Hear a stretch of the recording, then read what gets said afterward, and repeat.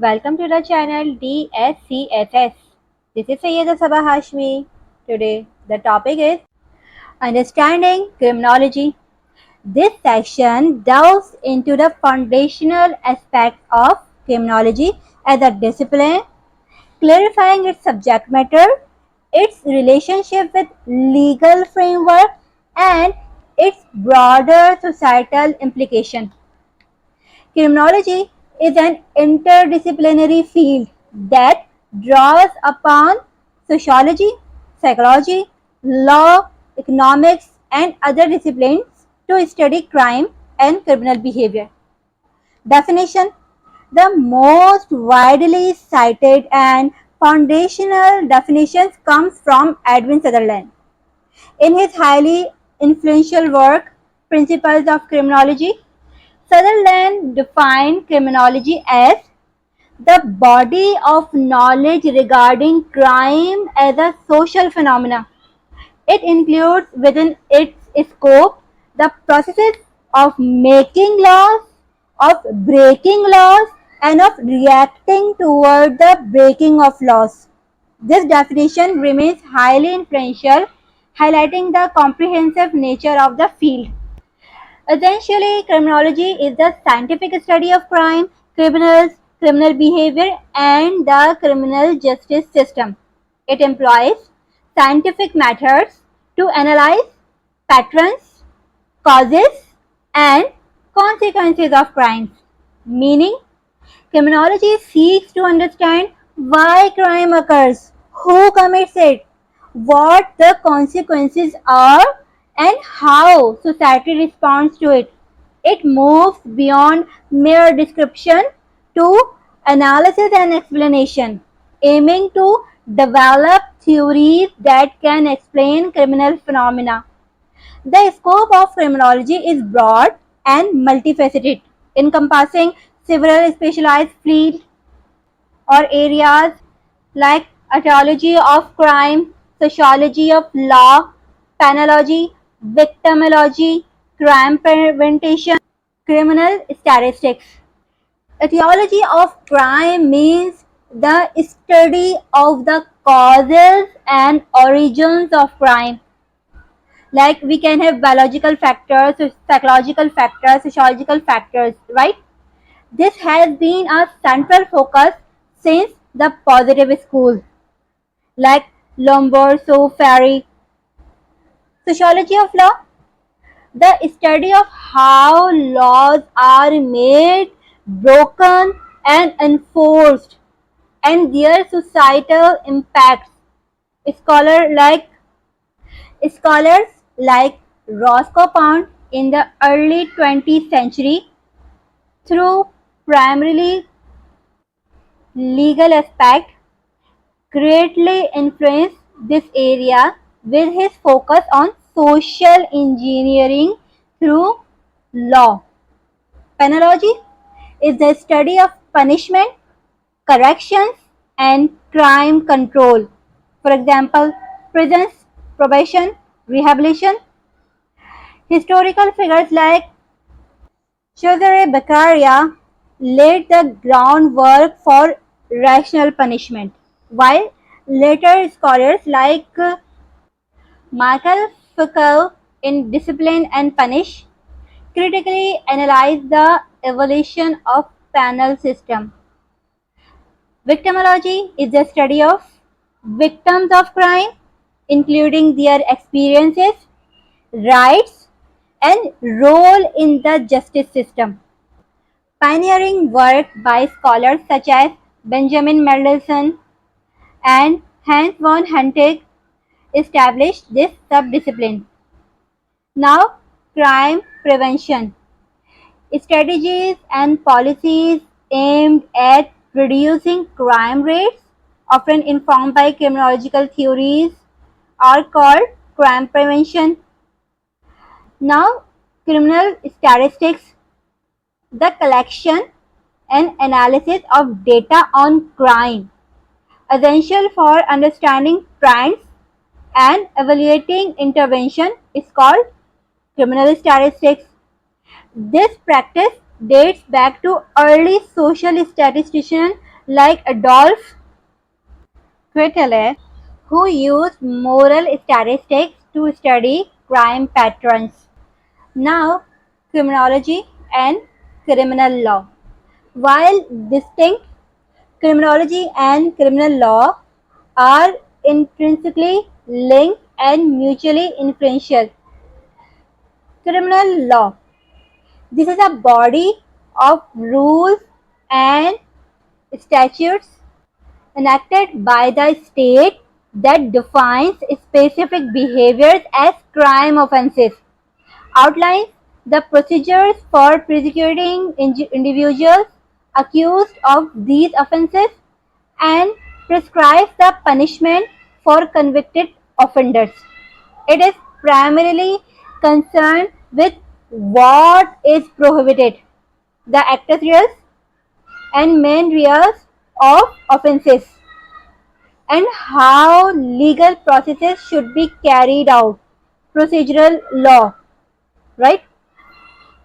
Its focus is prescriptive, means what should be done to maintain order, and punitive, aiming to enforce social norms through state power. Now, criminology. It studies criminal law from a social science perspective, analyzing its formation, implementation, effectiveness, and social impact. It asks why certain acts are criminalized.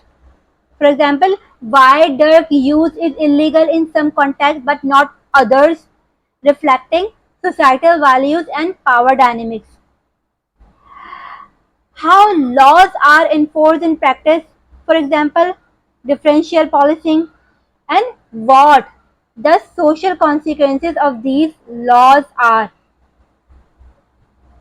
Its focus is descriptive and explanatory, means what is and why it is regarding the legal framework.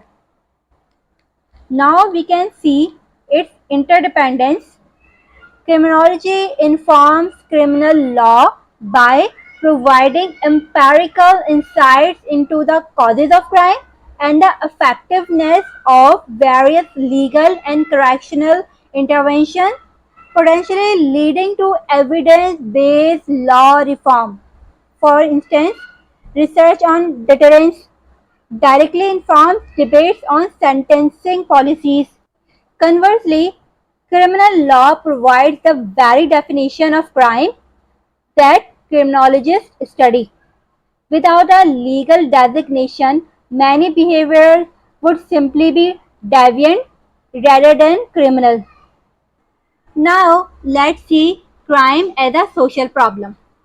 Viewing crime as a social problem emphasizes its collective impact and the need for societal responses beyond individual punishment. Crime affects not just individuals, means victims and offenders, but entire communities and societies, leading to pervasive fear, erosion of trust, social fragmentation, economic loss, and significant social disruption. So, what are the root causes?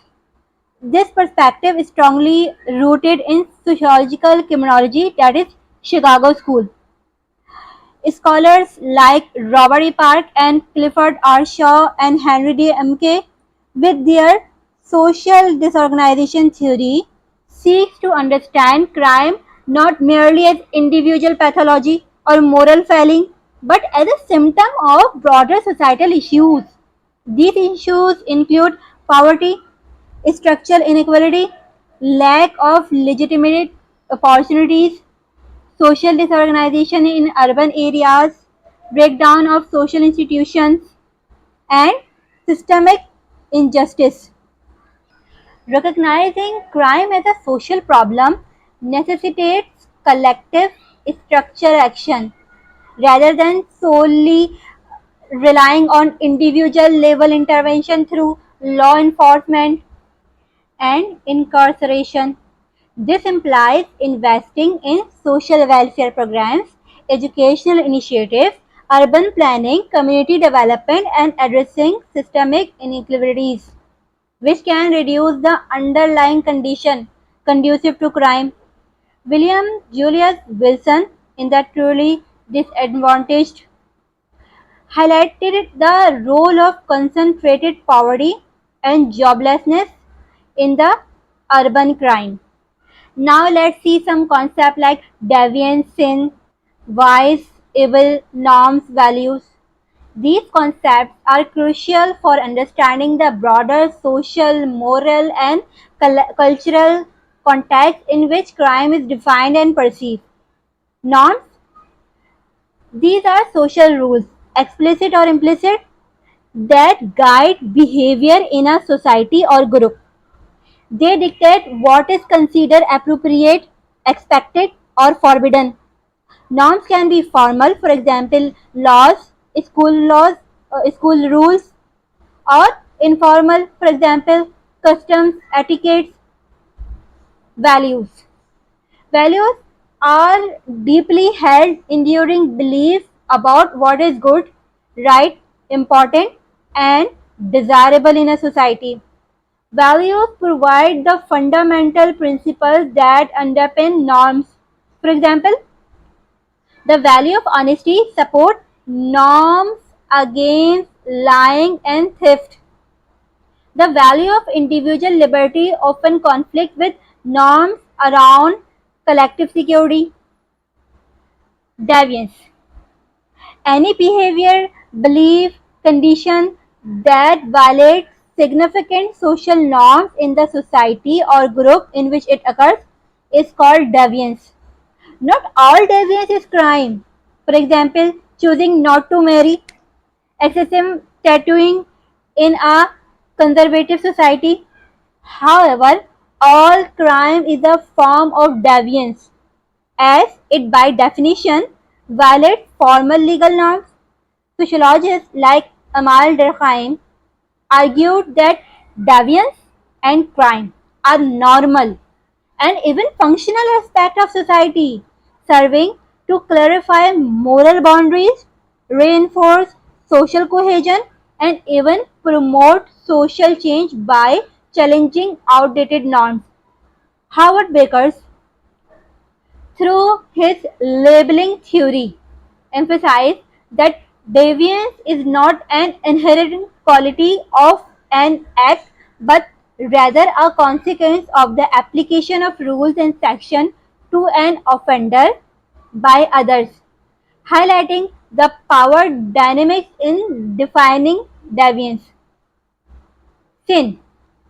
Sin is a theological concept referring to an offense against divine law or a religious moral code.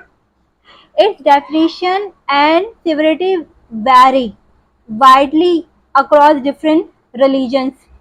Historically, many actions now considered crimes, for example, murder, theft, adultery, were primarily defined as sin before the development of secular legal system. Vice. Vice is a immoral or wicked behavior. Typically refers to act considered morally corrupt or degrading, often involving indulgence in pleasurable but potentially harmful activities, for example, excessive gambling, drug abuse, prostitution. Vices may or may not be illegal depending on the specific act and the jurisdiction's law. The criminalization of vice reflects societal moral stances. Evil Evil is a philosophical theological concept denoting profound immorality, wickedness, malevolence, often associated with deliberate intention to cause great harm or suffering. It represents the extreme end of moral condemnation. While used in common parlance regarding heinous crime, the term evil itself lacks precise scientific definition for criminological analysis of causes. As criminology seeks empirical explanation rather than moral judgment, the relationship between these terms is hierarchical and contextual. Societies are built on values which give rise to norms. Violation of norms constitute deviance. Some form of deviance are formalized as crime through legal process. Certain deviant and criminal act may also be labeled as sin from a religious perspective or vices from a moral perspective or even evil in cases of extreme malevolence. Criminology primarily focuses on the legal definition of crime and its underlying social, psychological, biological factors while acknowledging the broader moral, religious, social context that shape these definitions. Security. The concept of security is fundamental to understanding the purpose of crime control and the broader impact of crime on individual and society. The pursuit of security is a core function of the state and a primary justification for the criminal justice system.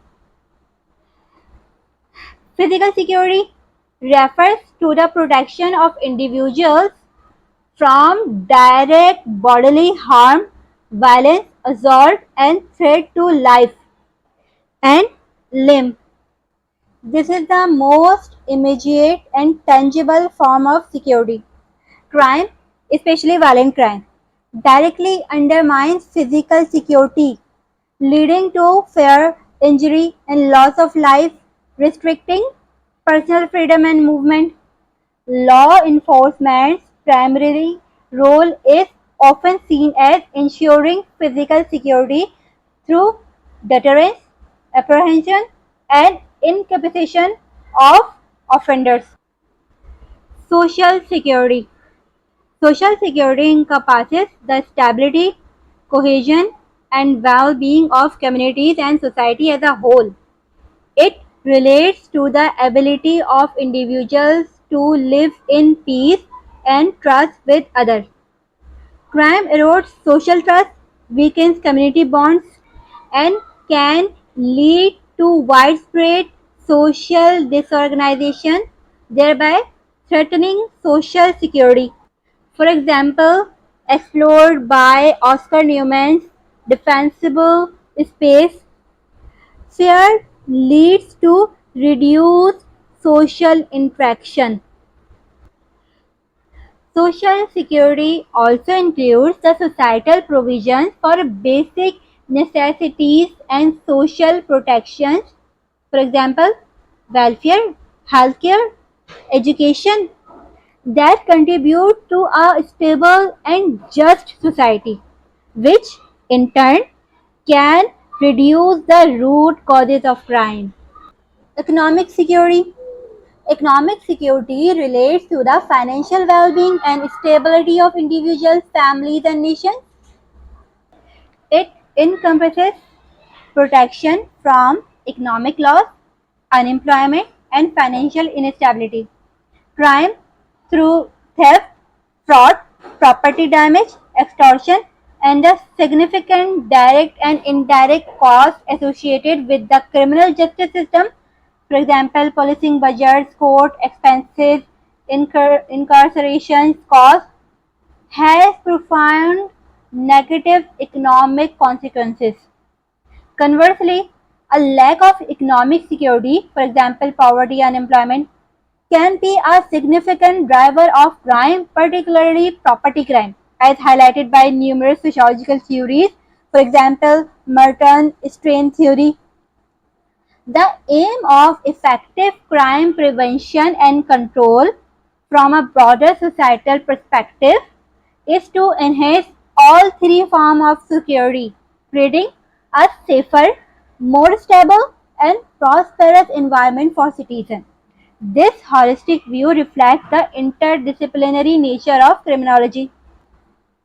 Crime and criminals.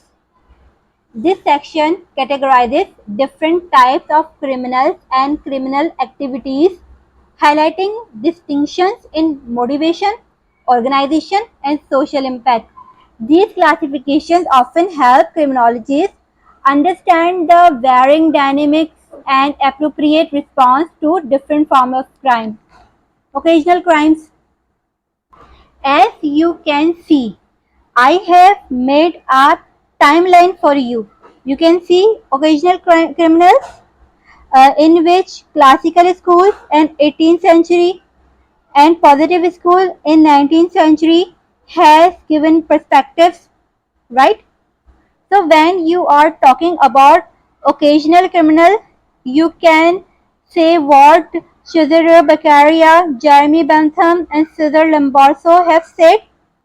And then Edwin Sutherland is very important scholar, author in criminology. You can see habitual, professional, white collar and corporate crimes are explained by Edwin Sutherland in late 19th century onward.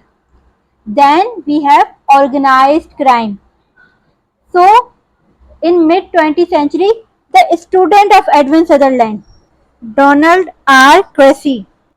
So now let me explain these crimes and criminals in details for you. Occasional criminals. Definition: individuals who commit crimes infrequently, often impulsively, without a strong criminal identity, and usually for immediate situational gain or under duress. These offenses are typically less serious and then often feel guilt and remorse. They are not deeply integrated into a criminal subculture. This concept is often implicitly contrasted with more deeply entrenched criminal types. While not a stand-alone theory by a single author, the idea aligns with the classical school's view of crime as a rational situational choice, like I told you, Beccaria, Bentham, where an individual facing a specific opportunity and weighing the risk might choose to offend once. It also implicitly contrasts with Lombroso's born criminal by suggesting that not all offenders are inherently predisposed. Characteristics of such criminals are lack of extensive criminal record, no significant planning, driven by opportunity. Habitual criminals, individuals who engage in criminal activity repeatedly, often due to a failure of rehabilitation, a lack of legitimate opportunity, or an increasing dependence on crime as a way of life. Their offenses may vary in type but indicate a persistent pattern of law breaking. They have typically accumulated a criminal record and may associate with other offenders. This category speaks to the concept of recidivism. Early sociological work on career criminals or repeat offenders, though not always specifically using the term habitual, point to this. Edwin Sutherland's differential association theory helps explain how individuals might become habitual through prolonged exposure to definitions favorable to law violation and learning criminal techniques within social groups. This learning process can lead to a regularization of criminal behavior. So the characteristics of habitual criminals are multiple arrests, convictions, persistence in offending over time, often struggling with reintegration into society. Now, professional criminals. It can be defined as individuals who view crime as their primary occupation or career. They are highly skilled, specialized, rational, and often well organized. Their crimes involve significant planning, sophisticated techniques, and they usually aim for substantial financial gain. They avoid violence unless necessary and strive to evade detection and conviction. They have a distinct criminal identity and often belong to established criminal networks. Edwin Sutherland, in his monograph The Professional Thief, meticulously described the subculture, techniques, and social organization of professional thieves, effectively defining this category. He detailed how these individuals learn their trade, operate, and maintain their status within their criminal world. This category stands in contrast to the impulsive occasional criminals and the less strategic habitual offenders. So the characteristics of professional criminals are high level of skills and specialization, extensive planning, emphasizes on avoiding detection, strong criminal identity, often part of a network. Now, white collar crime. It is a term coined by Edwin Sutherland in 1939 during his presidential address to the American Sociological Society. He defined it as crime committed by a person of respectability and high social status in the course of his occupation.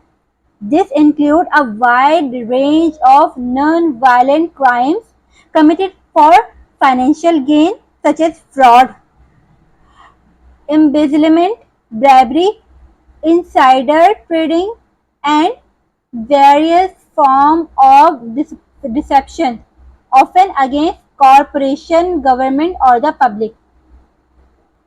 Edwin Sutherland fundamentally shifted criminological focus from street crime to crimes committed by the elite. He argued that these crimes, despite often not being prosecuted or punished as severely as traditional crime, cause far greater financial and social harm. His work highlighted issues of class bias in the criminal justice system and challenged prevailing notions of who a criminal is. So the characteristics of white collar crime are committed during occupational activities by individuals of high social status, respectability, often non-violent but causing significant financial or social harm, difficult to detect and prosecute. Now, corporate crime. It could be defined as illegal acts committed by corporate employees on behalf of the corporation or corporation itself to benefit the corporation. These are typically serious offenses that violate laws regulating economic activity, health and safety, or environmental protection, such as price fixing, false advertising, corporate fraud, environmental pollution, and violation of worker safety regulation. While closely related to white collar crime and often considered a subset, corporate crime specifically refers to offenses where the corporation is the primary beneficiary, not just an individual employee. Edwin Sutherland further elaborated on corporate crime in his book White Collar Crime, providing case studies of illegal activities by large corporations. The concept highlights the power dynamics inherent in the legal system, where powerful corporate entities can commit widespread harm with less personal accountability than individual offenders. So, the characteristics of such crimes are committed by or for a corporation, aims to benefit the corporation, for example, increase profits, market share, often involves complex schemes, can have widespread public harm, economic, environmental, health related harm. Now, organized crime. It could be defined as a continuing structured criminal enterprise that profit from illicit activities that are in high public demand, such as drug trafficking, illegal gambling, prostitution, extortion, smuggling, and human trafficking. Organized crime groups often use violence or the threat of violence to maintain discipline, enforce agreements, and protect their operation. They typically have a hierarchical structure and seek to influence legitimate businesses and political processes. Early academic studies of organized crime emerged in the mid 20th century, notably through the work of Donald R. Tracy, a student of Sutherland. His book "Theft of the Nation" provided a significant sociological analysis of Cosa Nostra in the US, detailing its structure, codes, and activities. So, the characteristics of such crimes are hierarchical structure, profit driven from illicit goods or services, use of violence or intimidation, corruption of legitimate institutions, often transnational. These categories are not always mutually exclusive. Organized crime might engage in corporate like activities, or a professional criminal might be involved in white collar offenses, but they provide a useful framework for criminological analysis, policy development, and understanding the diverse landscape of criminal behavior. I hope you enjoyed this lecture. So please give me your feedback in comment section. It is very necessary for me. And also don't forget to like,